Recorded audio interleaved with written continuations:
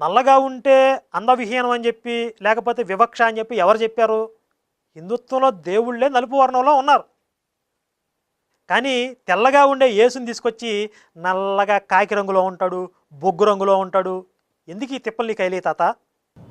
ఆధ్యాత్మిక ప్రజాస్వామ్యము లేని భారతదేశంలో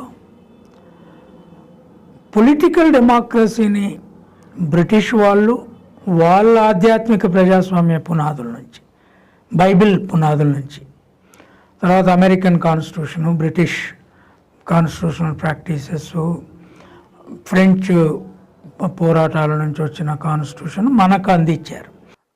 అది అసలు విషయం. చూసారా, చిట్ట చివరికి ఎక్కడికి వచ్చాడు?